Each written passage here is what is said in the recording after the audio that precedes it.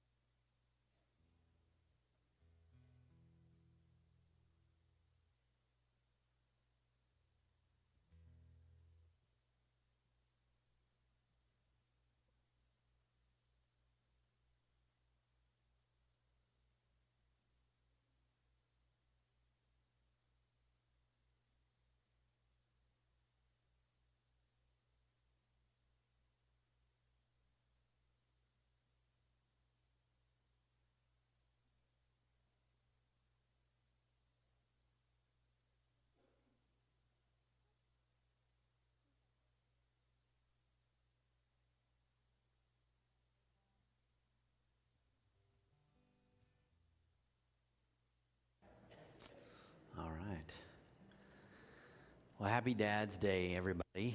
And today we're going to be sharing out of Luke, and we're actually going to be talking about, today's sermon is the prodigal's dad. So I'm excited to share that this morning with us as we pray over our prodigals, or maybe it's not necessarily a family member, maybe a friend. So be looking forward to that. So Sarah and I, we've been gone. We feel like we've been gone a lot. We celebrated our 30-year anniversary. I was going to show you a picture of our 30-year anniversary picture. That's us, and some people so that's our 30.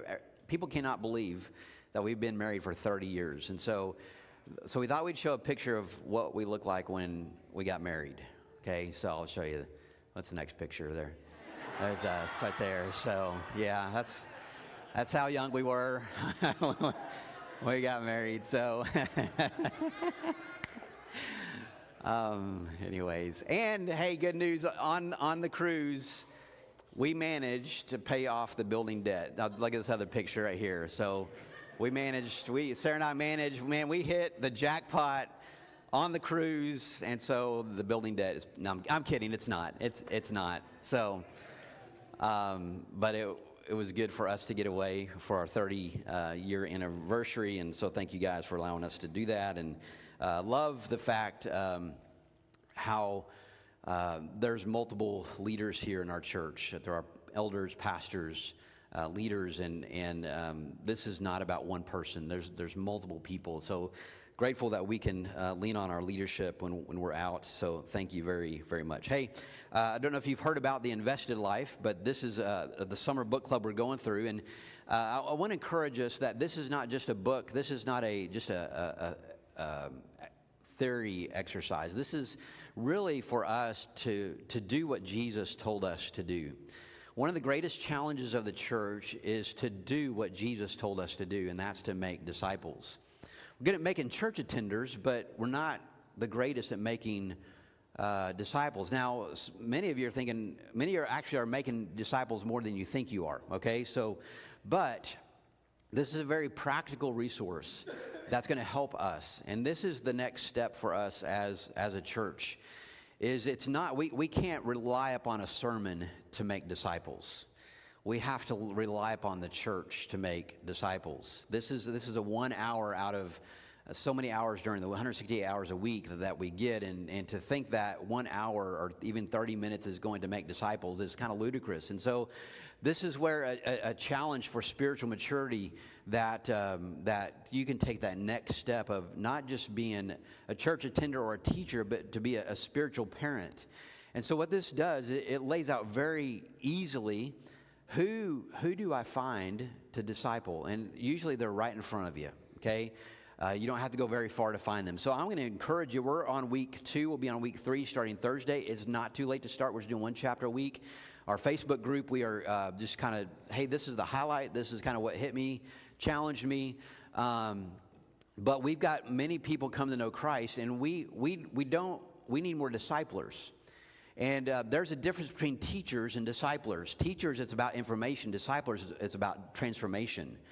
And so for those that have been teaching for a while but haven't stepped over that threshold of making disciples, I want to challenge you to pick up this book for all of us. So please do that. Please participate in that with us this summer. Danielle, you want to share just kind of briefly about our mission teams and who's coming this week? This past week we've had a glorious week, I tell you. So, go. Thank you. Yes, we have had our first week was incredible. We saw 10 salvations in our communities. Just had an amazing week, a really special time with the team. And then last week we had a great group of 5th graders from Kansas City come. And we had a really special week with them as well. You know, when you have new teams, you never know. But they were amazing, such sweet spirits. And the Lord worked in the mission team. So this week was a good reminder for us that it isn't, when we host mission teams, yes, we're going to go share the gospel. And yes, we want to see kids and parents in our community saved. But this week was a good reminder for all of us that it's also about transforming the lives of the missionaries, the ones who come. And so we saw one of their sweet little girls who she knew all the answers answers, but she hadn't given her life to Jesus yet, and she did that this week. And so that was incredible. And we heard over and over again from the adults, like this week was transformative. The Lord reawakened, my dry bones are awake again. And so it was a great reminder for us that the gospel isn't just for the lost. It's for us who are saved, who need to be renewed and refreshed. So it was incredible. This week we have 3 teams coming from Elgin, Oklahoma. We have one from Lindsay, Oklahoma, and we have one from Oklahoma City coming. And so if you be in prayer for them.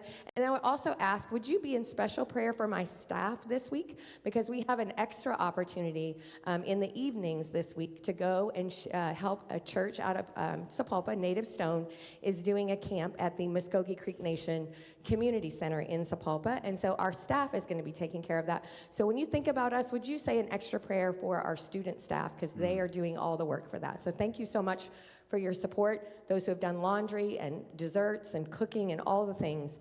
Thank you so much. We could not do what we do without all of the love and support, and most importantly, your prayers as we go throughout the weeks. Thank you. Yeah, and we want to invite you. Man, we really are experiencing awakening, revival. And so if you're, one adult said, man, I came into this week dry bones, and I was awakened to the glory of the gospel. And so so can I just say, the mission teams isn't just for those people out there, it's for us.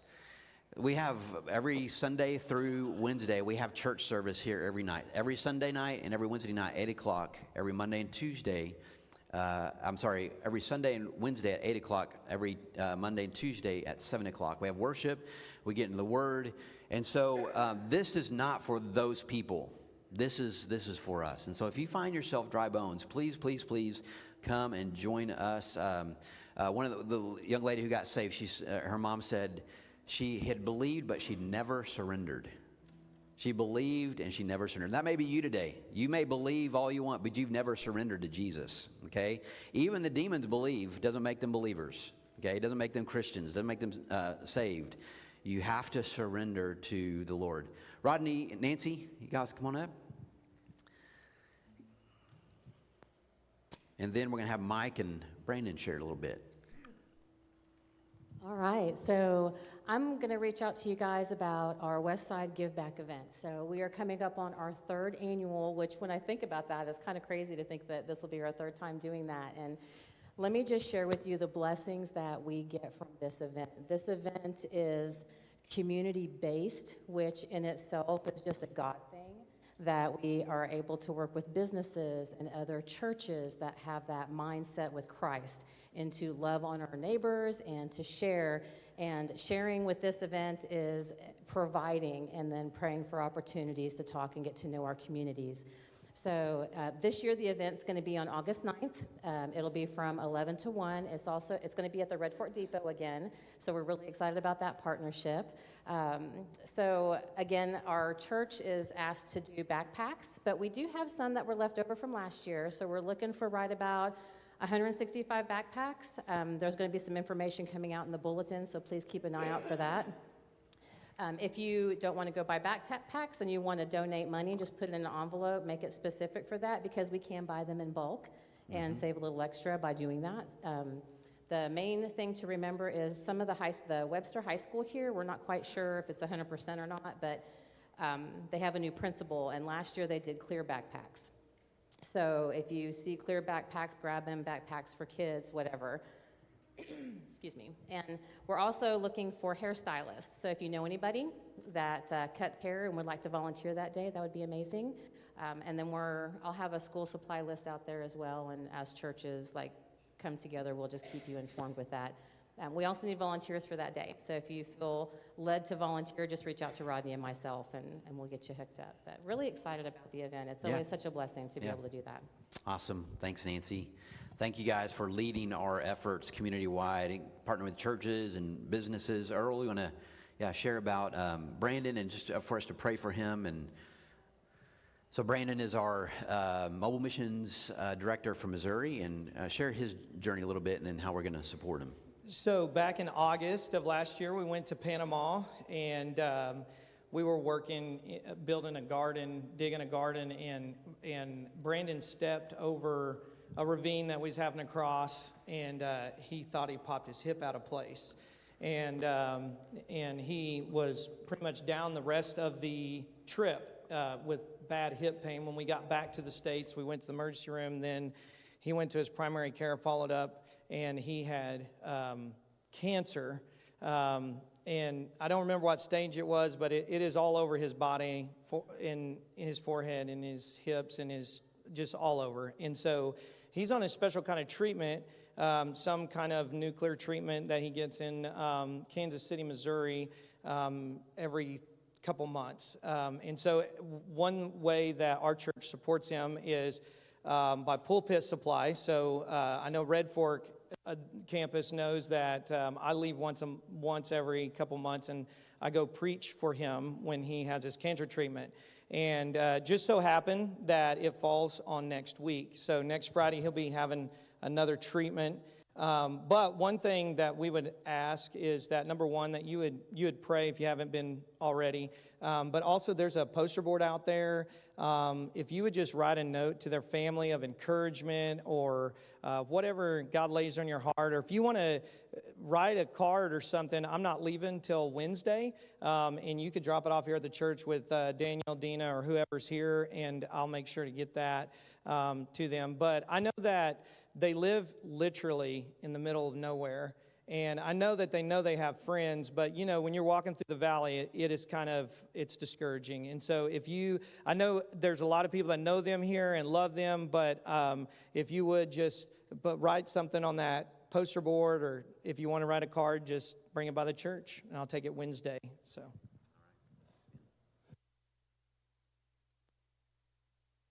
So one of the highlights of our church is our DNA groups, Disciple, Nurture, Act.